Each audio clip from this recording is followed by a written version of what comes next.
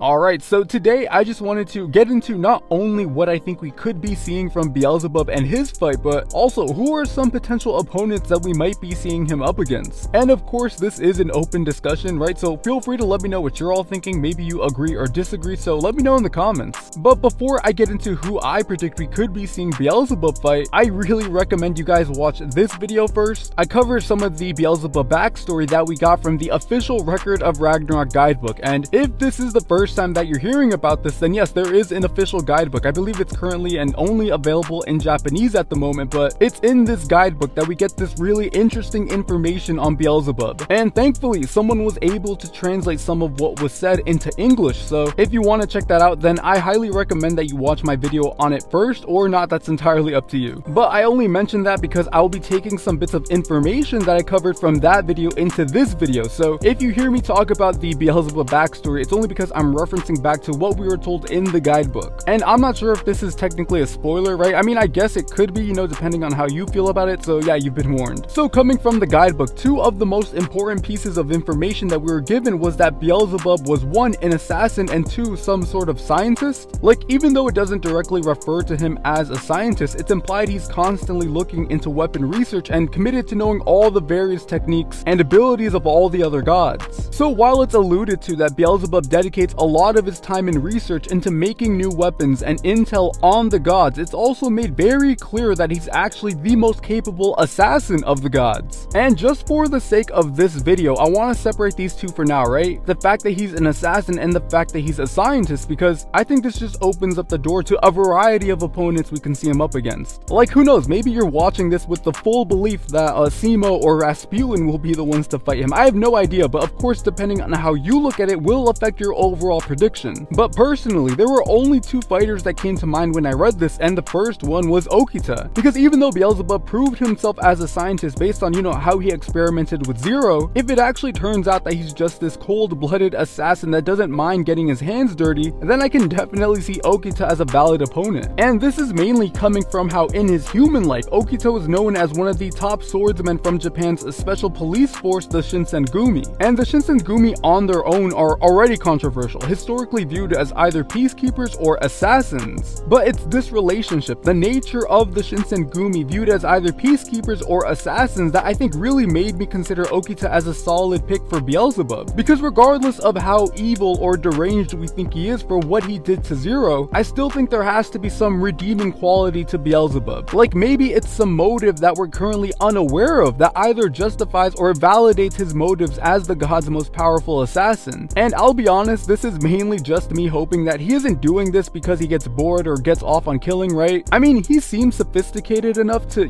get into the research and methods of his work, so I'm hopeful that his backstory will come full circle in a way that'll ultimately make Beelzebub likable. And similar to Okita, maybe it isn't so black and white. Maybe it's not just about whether or not the Shinsengumi were either peacekeepers or assassins. Maybe it's a special combination where the ends justify the means. And obviously, I have no idea how the authors will intend to interpret Okita's backstory, right? But if Beelzebub is gonna have any moment of redemption to make him even the least bit likable, then I think it would just make sense to have him fight someone who can potentially relate to his backstory. And if they decide to do this with Okita, regardless of who he has to fight, then I think he matches up well against someone like Beelzebub anyway. And if it's not going to be Okita, then I think the only other matchup I could guess would have to be Tesla. And this is coming from Beelzebub being a scientist, so Beelzebub versus Tesla can offer the typical one-for-one fight that we're so used to getting now, right? Like the strongest versus the strongest, king versus king, or even make it black versus white, like good versus evil, or the greatest loser versus the greatest winner. So because they're both scientists, that's essentially the common denominator here, but even looking into Tesla's real-life history, you can notice some similarities between them already. And I want to go back to chapter 51, where we hear it from Hades first on who could have been responsible for Hagen coming back from the dead. Because initially, Zeus, Hermes, and Ares have no idea. It's only Hades who says his theory, and even then it still takes them a while to determine it was Beelzebub who's responsible. So while it's implied that Beelzebub works in the shadows being an assassin, it seems like he's also very careful enough to hide even his research from the other gods. I mean, as far as we know, it's not like any of the gods were even inclined to suspect Beelzebub ever experimented on Zero until we see Hagen in chapter 49. So this means Beelzebub is capable of even hiding his experiments and the findings of his research away from the public conflict. And if you look at Tesla's history, it wasn't until the second half of the 1900s that he became this icon of the scientific community. So Beelzebub and Tesla would share this in common, two scientists whose research ultimately fell under the radar at one point or another. And as a story point, I'm curious how this would be handled if it actually decides to go this route, right? Because you have someone like Tesla, a committed scientist who really didn't get the notoriety he deserved during his lifetime for a multitude of reasons. And yet here he is now as one of humanity's chosen fighters, and on the other hand, you have Beelzebub, who also goes under the radar. But unlike Tesla, he thrives in this obscurity and doesn't do research for the benefit of his own race like Tesla did, but instead for his own benefit. So you can draw the lines here yourself. There's just a lot of potential here for a solid story. So again, Tesla and Okita are the two picks that I think can really match up well against Beelzebub. But that's going to be the end of the video, guys. Thank you so much for watching. If you liked what I had to say, then please leave a like. I'd greatly appreciate it. And feel free to let me know in the comments what you think. Like I said in the beginning, this is an open discussion. So let me know in the comments what you think, what you agreed or disagreed with. And if you're interested in more Record of Ragnarok, then make sure you subscribe. I'll be doing more videos like this on the channel like always. And yeah, again, thank you so much for watching, guys. Have a great day.